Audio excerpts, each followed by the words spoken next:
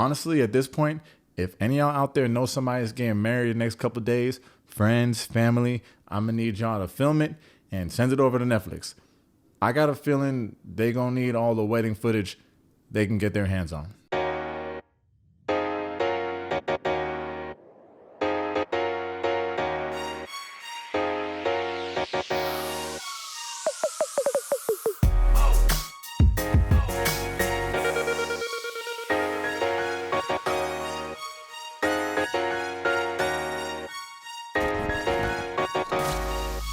All right, welcome to Tate's Take. If you're new here, today we're talking about episodes 10 and 11 of Love is Blind Season 9. And that's all I've seen up to. But I'm going to be talking about them like you've seen them too. If that's something you're into, hit that subscribe button for your boy. For my regular Taste Takers, look. All I'm saying is we only got one more episode. And we ain't seen none of the bachelor or bachelorette parties. These weddings got to be a total of about 13 minutes. So we'll cross that bridge when we get there. Boom! Episode 10. This one's called Runaway Groom. And I ain't gonna lie, should have been plural. We start off with Nick and Annie drunk off that Pod Squad rodeo reunion. They're talking about his sit down with Kate. He says, look, we wanted to talk about the breakup. I apologized and she took it well. Annie tells him, look, I think you're holding back on me. He's like, no, I promise. We didn't talk about anything else. You don't love me as much as I love you. Oh, didn't know you was tweaking at this high of a level. Oh, just in case I wasn't clear, this girl is drunk, so we got to take everything she says with a grain of tahini. Doesn't make it any less hard to watch, though. Believe it or not, this girl is approaching a Joe level of tweak. Whatever kind of stuff he usually be on, he finally started sharing. And he's still slurring around. It's just dumb how much I love you. Somebody get this girl a Gatorade. She keeps saying it over and over. I love you. You don't understand. This dude, Nick, is looking like Jesus Christ.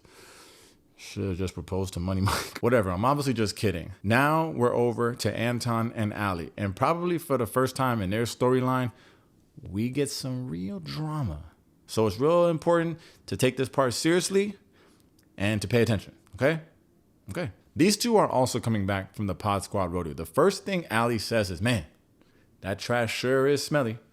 Will be pretty cool if someone did something about it. Then she asks Anton to get her a drink. You know, a little nightcap after the function. He's like, sure thing, babe. We can share this last one. She said, I'm sorry, what? Last one? Where'd they go? Anton's like, well, me and Patrick had about 4. She's like, stop sign. Patrick was in this house? God damn, Allie, he ain't that ugly. Leave him alone. Man's been through enough. Anton's like, what are you, crazy? You think I would let his ugly ass up in our apartment? No, he was downstairs.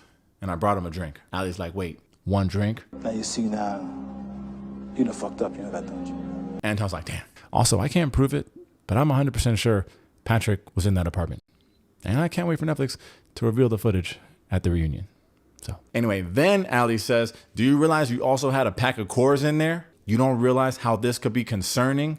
Anton's like, no, I do not. Allie looks him dead in the eye. She's like, give it to me straight. What does a typical week look like for you? He's like, well, 1 or 2 days a week, I'll throw on a movie, you know, Titanic, Oppenheimer, all the Godfathers back to back, and I'll have a couple drinks until it's over. He's like, if I was a drug addict or an alcoholic, there'd be a pattern. And there's no pattern here. And I don't know anything about anything. I'm a dude who makes YouTube videos, but kind of sounds exactly like something an alcoholic would say. So anyway, then Anton's trying to get the power back. He's like, why don't we talk about me? What about you? Is this what a typical work week looks like?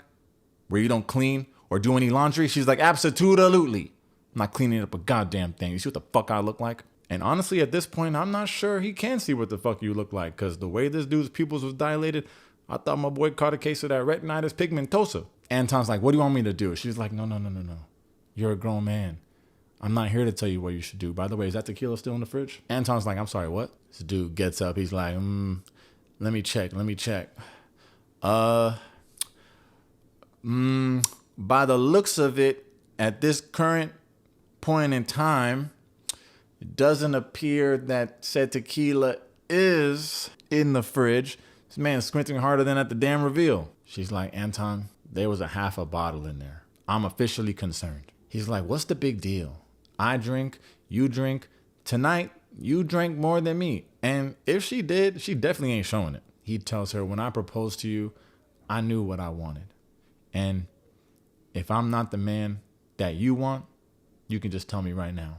But I'm looking for a marriage with you. High key, this scene was so heavy, I could have sworn Netflix was going to put up one of those warnings with the hotline, like if you know somebody that's abusing alcohol, but they didn't. And I'm joking about it, but I feel like I got to, because it is kind of serious if he's dealing with this kind of stuff for real. So if you or someone you know is drinking heavily with their ugly friends, listen, while I'm still on the airwaves, when it's like the year 2040 and y'all are in the archives, like, man, he had a good run. Just remember that I was trying to be a better person. And that's all I can say. Okay. We're out of there. Now we're about to hang with Megan and Jordan. She's meeting his parents, Kip and Zan. And I don't know nothing about nothing, but I could bet these two used to go crazy at Woodstock. The next note I took is that Megan brought up those chicken smoothies, and his mom looked at him like, "You're still doing that?" She had that same look as if he went through rehab for this, and she just found out that he ain't clean no more. They talk about him planning on reversing the snippy so he could bring them some more grandkids, and then his mom's horny ass is asking about their first kiss. Overall, though, it was a normal parent meetup. The important note here is that Megan asks them, what are the keys to a happy and healthy marriage? My man Kip says, look, don't give up and don't quit. It takes 10% love and 90% commitment. They look at them and they say, look, are you guys sure? They say yes. Then, like the independent queen she is, Megan says, look, I know it's a little unorthodox, but I would like to ask for your blessing in marrying your son. Damn, this girl got class. Anyway, Jordan's parents say, absolutely. Welcome to the family. Okay, over to KB and Edmund after their pod squad squabble. And Netflix, he's looking for skates, bro. You don't gotta blur it out. KB's like, why do I always have to be the one to bring up the elephant in the room? Edmund's like, well, I tried to bring it up last night. He said, look, and he said Nick was perfect. Obviously, nobody's perfect. It was just nice to hear. I was just joking. KB's like, I just think it's funny how you don't even take accountability in your own damn stories. Now, I'm going to tell my story, and don't even think about interrupting me, or I'll beat your motherfucking ass. She proceeds to tell us the story of the day of the Pod Squad reunion. She's running around doing errands. She had to pick up the shit for the Western theme. And she's like, damn, I'm running late. She calls Edmund, go get the shit. And he's like, no, I don't want to get the stuff because we're going to be late. This is so exhausting. The point of the story is, the point of the story is that she's telling him, look, I want to marry someone to take the load off of my shoulders, not create extra burden, which, of course, is extremely fair. She tells Edmund, I told you that you hurt my feelings. And what did you say? That I hurt your feelings. She's like, Edmund, you're not slow. You're smart. You're very smart. Let the record show that she actually did. What? Stop. She actually did say that. So let's just move on. KB's like, how about you apologize? And then Edmund goes into one of his rants about her not saying anything nice. And listen, I'm not no psychologist, but it just seemed to be that his obsession with hearing something nice, he told her, you could even backhand me, just say something nice. It got to be something from his childhood where people were just talking to him terribly. And again, I can't prove that, but what do they say? If it quacks like a duck. Anyway, he tells her, I still love you and I still want to do this with you.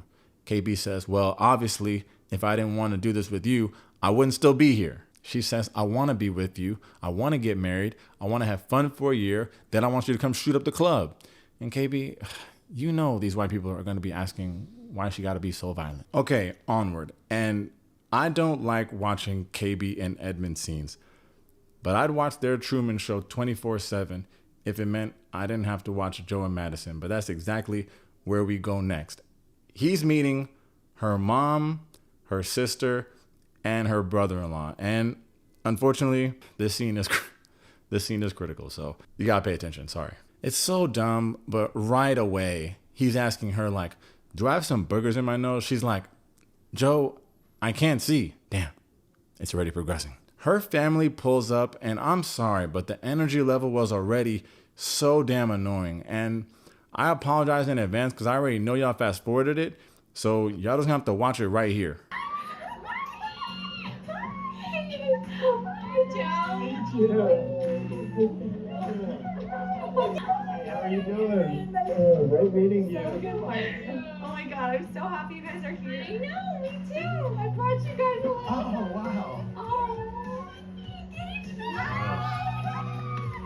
Her sister's so hype about the goddamn ring, she can't see how much Joe hates her. My man Matt knows what's up though. He's like, this nigga ain't it. Her mom and her sister are eating this up. Oh, you guys are so cute. And I'm sorry, I gotta show you this too. You guys are super cute together, in case you didn't know. We've been told a few times. freaking adorable. I can't wait for the baby. Anyways, I know. She talking about something, I can't wait for the baby. Joe like, with who? Their mom finally asks a normal question though. She's like, Joe, what have you learned about Madison outside of the pods? He's like, well, it's a lot really. She's crazy, but in a good way, you know, like fiery. Brother, you're meeting your fiance's mom for the first time. The first word you could think of to describe her daughter is crazy. But you know what? Fuck me. Because even though it came across a little strange, in my opinion, her family's eating it up. Her sister's like, oh yeah, my husband knows exactly what you're talking about. Are y'all okay? Her mom's like, yes, Joe, if she ever gets like that, you need to hug her really tight and don't let go. Joe's looking at her like, you mean I gotta touch her? Then Joe tells him the story about how he was engaged before. He's like, yeah, I was engaged. Yeah, I was in a 5-year relationship. Yeah, the wedding invites were signed and sealed. I just had to drop them in the mailbox and I just couldn't. Her mom is like, you know what? Takes a lot of courage to just put your foot down right there because that train was coming down the track and it was coming down fast. Her sister's like, well, also, you were engaged, so there is a level of commitment to that, and maybe you could have worked some stuff out. I don't know your relationship. Just a suggestion. Now, this next scene is critical. Her mom's like, look, we don't know if she's going to lose her eyesight in a year. We don't know if she's going to lose her eyesight in 40 years. That's why it's so important for me. No, it's why it's so important for me that she has someone that's willing to take care of her. Joe looks her mom dead in the face. He goes, yeah, when she told me that, it didn't change the way I felt about her. Her mom says, do you really mean that? Stop. That's no. Her mom says, you're willing to support her through all that? He says, I am. Then here's exactly what I wrote. This is a heavy ass moment. And not to be on the nose, I got my eyes on the scene. Her mom says, Madison doesn't love easy. So there must be something very special about you. Then her mom says, you just told us that you're about to mail off your wedding invitations. You're not gonna last minute my daughter, are you? Joe, we're never gonna finish this video, stop. Joe says, no. Okay, all right. Next up, we're with Anton and Allie. Allie's meeting his mom, Natalia. Freaking Anton's in there like, yeah, Allie, Natalia, Allie, mom, whatever, how y'all wanna do this. What? You okay? Allie's like, oh my God, it's so nice to meet you. I would offer you a drink, but your son drank. Okay, I don't think she said that, but okay, some of the themes they were talking about, Allie's explaining her Brazilian culture and how like it's frowned upon to get married late. His mom's like, yes, it's the same in Russia. Okay, his mom said, yes, if you're 22 and not married, Russians would ask, what's wrong with you? I don't know, I'm trying to finish college. They talk about raising their kids in the church and how important it is that they have traditional values. Allie briefly talks about their recent disagreements, but she says that meeting his mom reassured her. She woke up super confident and it reminded her why she fell in love with Anton in the first place. Honestly, Anton's mom came in there and saved the day because this dude was on the fucking ropes. Somewhere out there, Edmund's mom's watching this like, oh, you supposed to hell? I understand it now. Just kidding. All right, let's get into some oh my golly wally content, shall we? We are back with Annie and Nick. They're talking about how last night they weren't in a good place. She's like, yeah, I was low-key tweaking. I think I had a little too much to drink. Nick's like, yes, it kind of reminded me of Cabo and you putting words in my mouth. If I remember correctly, I think I said if you did that again, I would beat your motherfucking ass. He says that was the breaking point for me. Getting to the altar with you is not a happy thought. She's like, babe, how about you just try loving me? Nick tells her, hey, the wedding is not something I want to do. And I'm not going to lie to y'all. I was 100% not paying attention to this part. Then Netflix put on that dramatic music and I looked up and Nick had the serious face. I said, wait a minute, we might have action. Annie tells him, look, I don't need you to tell me no right now.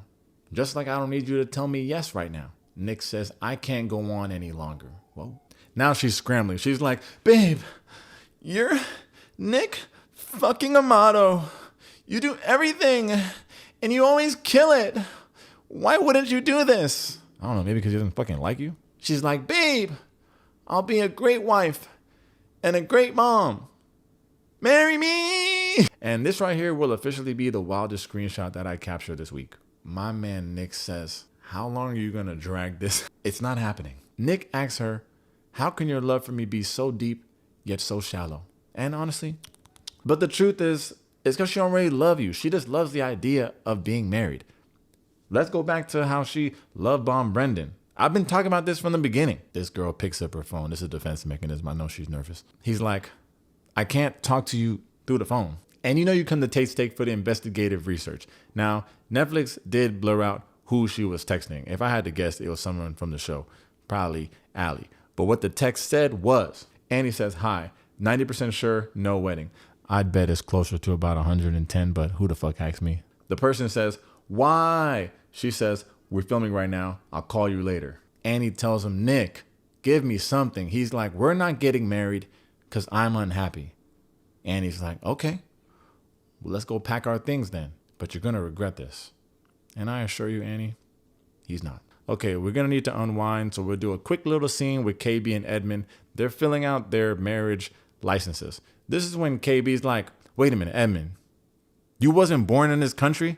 He's like, what? Oh, I thought it said county. I would love to see what this dude wrote when he got to the sex question. Unfortunately not.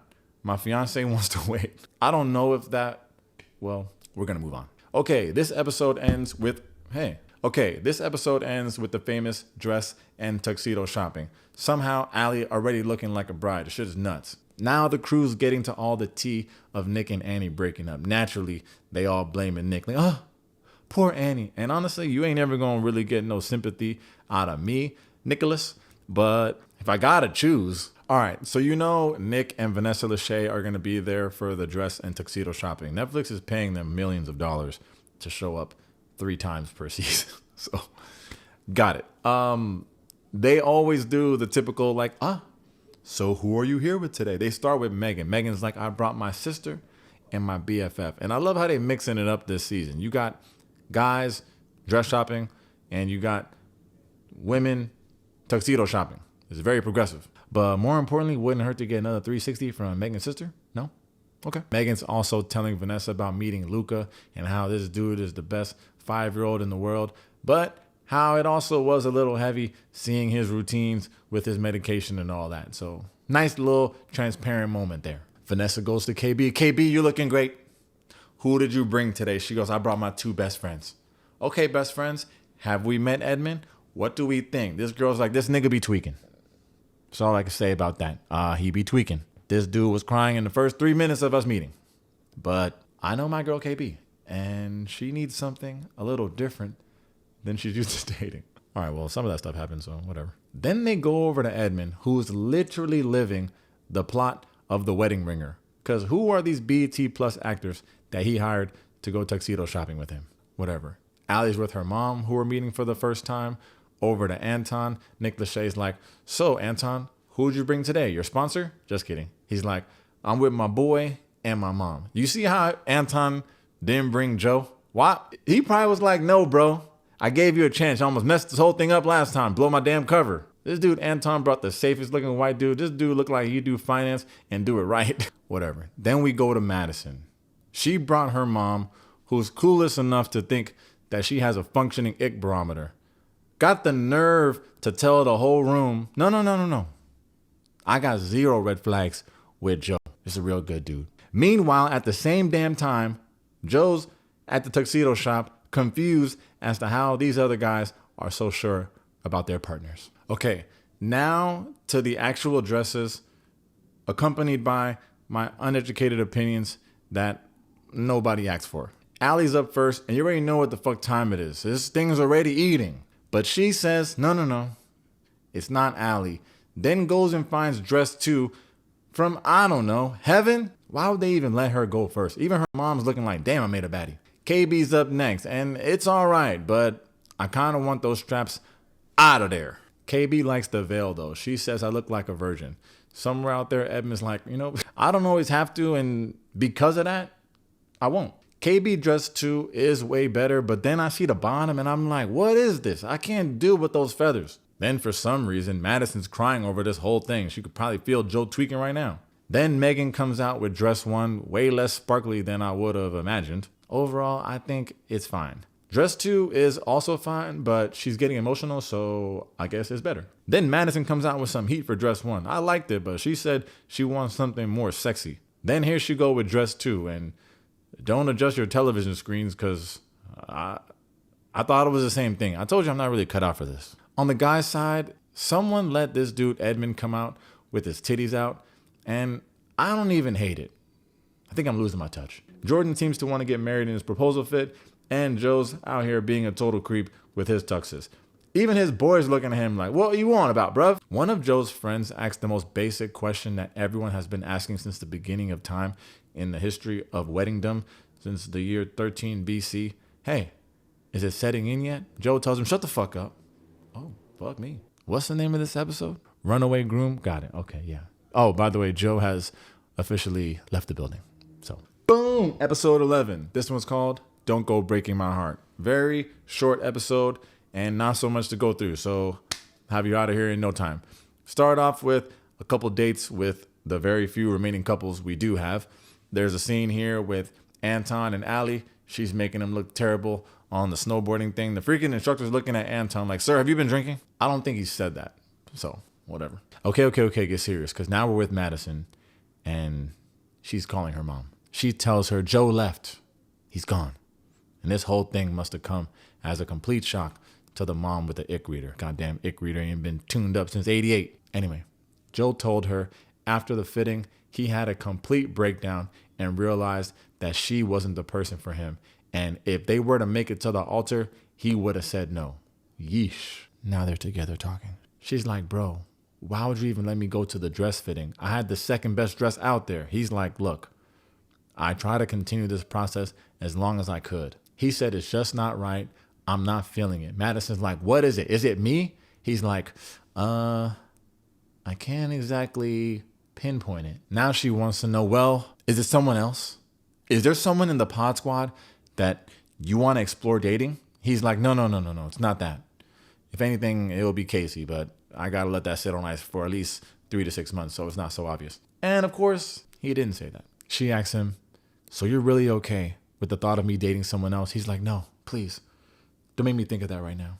But what he really meant was, no, I don't mind. She tells him, do you realize this means we're never going to smash again? Then she asks him, do you think we would have worked out better if we met outside the pods? He's like, good Lord, girl, outside the pods, I wouldn't even ask your name. Look, the point is, this dude is simply not attracted to her.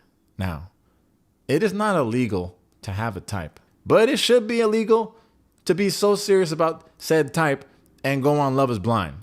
Like, bro, you could just live life and do Love Has Great Vision in the real world. Like, just go outside and see what you like. You're ruining the integrity of the show. Whatever. Madison says, I can feel my heart breaking. Joe then says, and to be clear, he really said this, I don't think we should drag this on. I know you're not the one. Jesus fucking Christ. And of course, you don't like to see people crying on TV.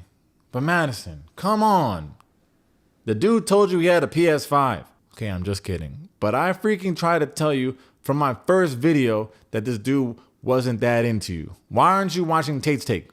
Have you thought about that? Whatever. When it's all said and done, Joe says he feels relieved. Like a great weight has been lifted off of his shoulder.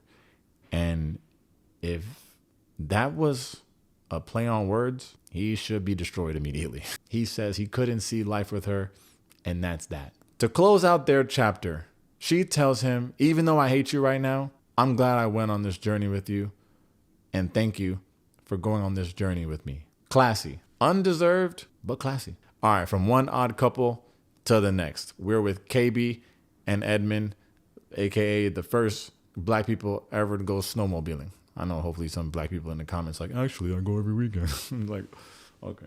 This is exactly what I wrote next. The scenery is beautiful. Oh, they fighting, whatever. She's basically accusing him of being fake for the cameras, which I could see him doing that. She accuses him of being dismissive. She wants him to own it, be accountable, and apologize. My man Edmund says, I'm not going to apologize for something I'm not sorry for. Why do they like each other again? Like, this backdrop is probably one of the nicest on planet Earth. And these kids are fighting about what exactly? Going on and on about who's cutting who off. Then KB super violates. She tells him, and I quote, like a real quote, stop fucking talking to me, bitch, because you're not letting me talk. And that would have been the last time KB saw me. Okay, next scene, we're over with Allie and her mom. She makes a comment that she doesn't know where Anton is. Has anyone checked Twin Peaks? This beginning scene, I don't know what they were exactly talking about, but it seems to be some form of smoke between Allie and her sister, where maybe her sister is not comfortable with supporting this marriage and might not want to come to the wedding.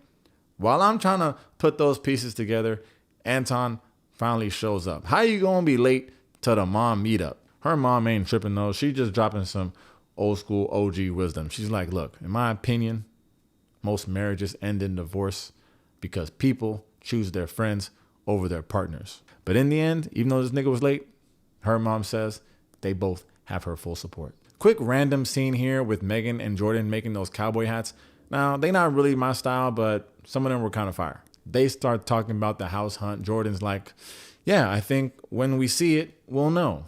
And respectfully, you guys already saw it. Then she's getting to try to explain this house numerology thing to him, where like you add up the numbers of your house and then it correlates to a freaking thing. I don't know. I was trying to do it for my own house. My number is 12.